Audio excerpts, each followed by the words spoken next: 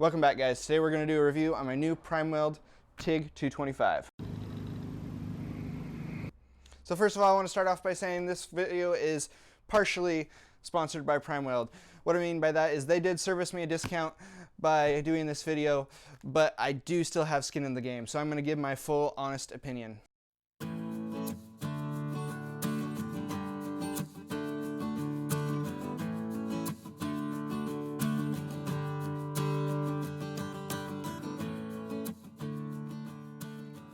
Okay guys, so I decided to spare you the agony of watching me unbox things. We're going to go over the components first that it comes with, and then we'll go over a feature.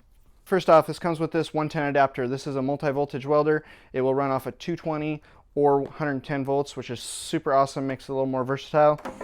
Next thing it comes with is a real CK worldwide torch. This is super impressive to me that if you don't know anything about torches, CK worldwide kind of makes the best torches. So has a quick disconnect 35 millimeter or number 35, I think that's a 50 millimeter technically, DINS connector.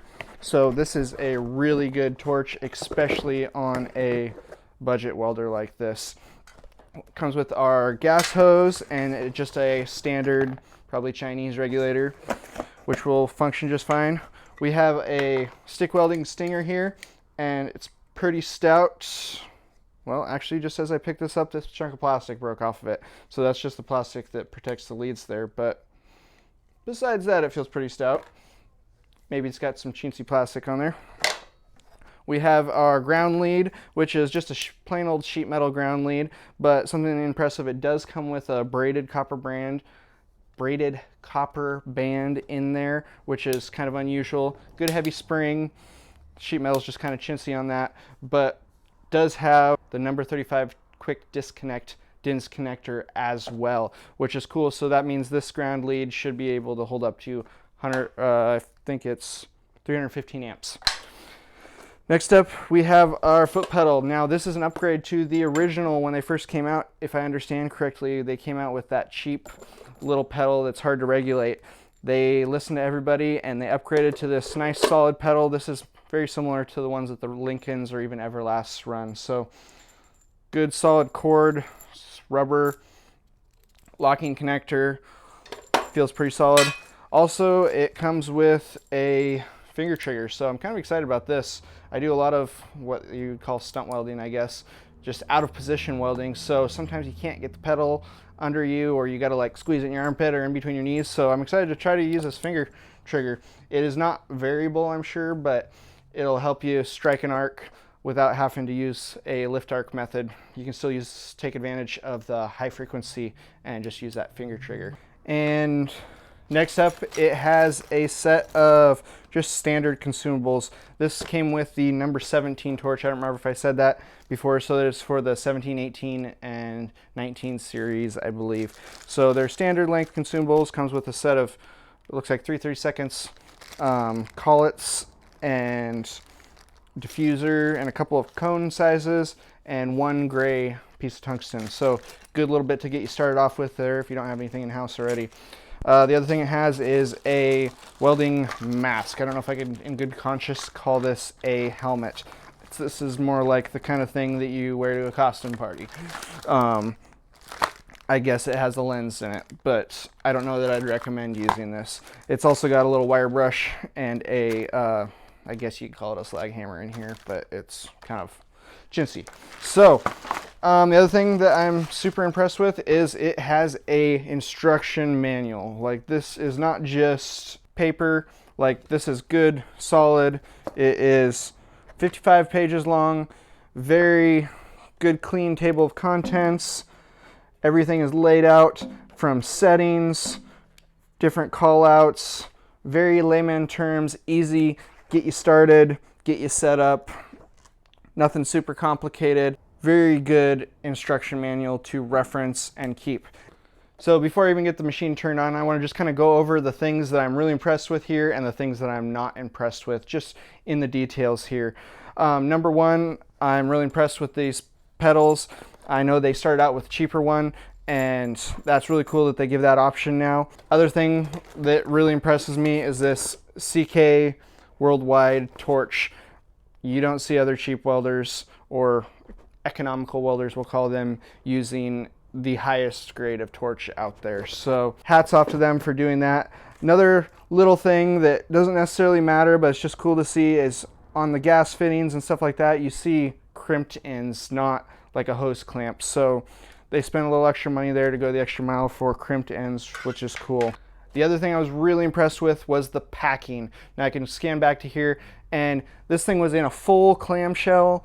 And the other thing that was super impressive to me is down in the corners of the box, they even had metal guarded corners. So the things that I don't care for right off the bat, just looking at this, number one is the power switch. Now if you look at the front of this guy, where is the power switch? That's because it is not on the front. And I know not all welders have them on the front. A lot of brands put their power switches on the back for space reasons and stuff. But to me, like, especially if you're in a compact shop, you're gonna want to shove your equipment all the way up against the wall so you can maximize the space that you have. And putting the power switch on the back does not cater to that very well. You got to pull the machine out or have it in an area in the middle of the shop or something like that to be able to get to that power source. And second of all, the switch itself is kind of chintzy. It's almost like a breaker, but just the switch on it, like, I don't know if you can see that, but it's kind of floppy and chintzy, and it just doesn't feel very solid at all. So I guess that's my biggest complaint. We're going to turn this thing on, run it through the riggers, and see what it'll do.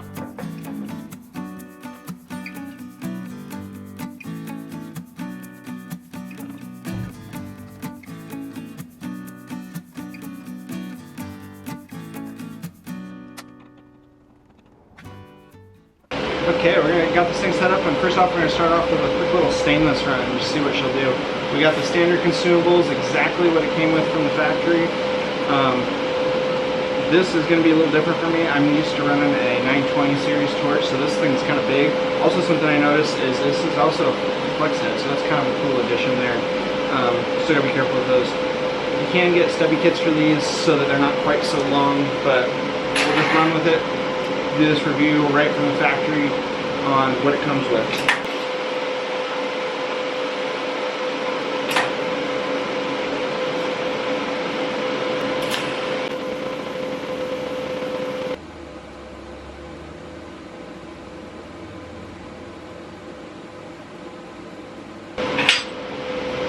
I like it.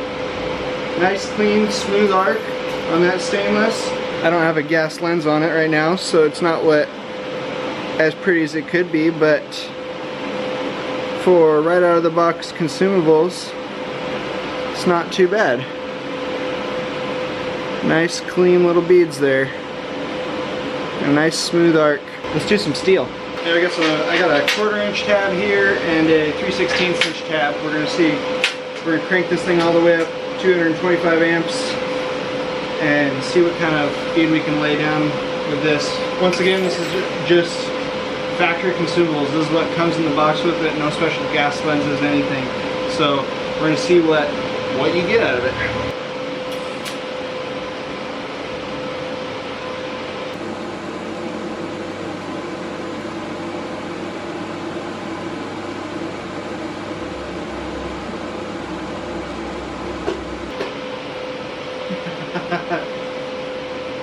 Wow, this is actually a really clean, smooth arc.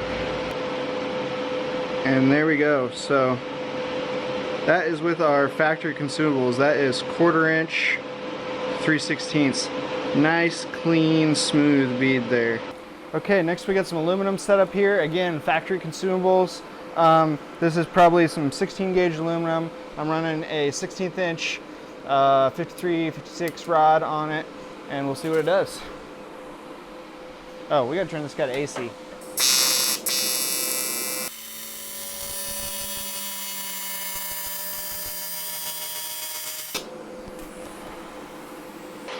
there we go. Now, I was just kind of pulling some settings out of nowhere. I'm not super familiar with all these pulse settings and things, so this is totally new to me, but this is not too bad of a result here. Now, I'm not super familiar with all these pulse settings, everything like that. That's still something for me to learn. I have not used them previously, so I was just kind of guessing on some of my settings here. and I still have to learn some more of that, but our results are still not too bad here. So this is a 16 gauge aluminum.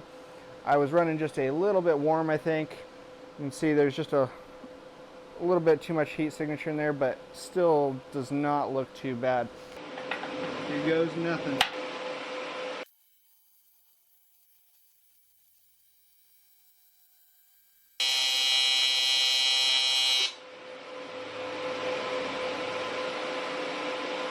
I am pretty impressed here, guys.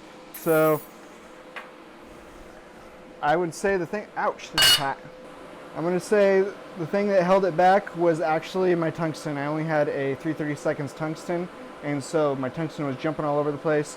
1/4 inch should be really running an 1/8 inch tungsten for all that amperage going through it. But overall and I didn't even clean this material, so that's dirty material, and 1/4 inch outer corner fillet.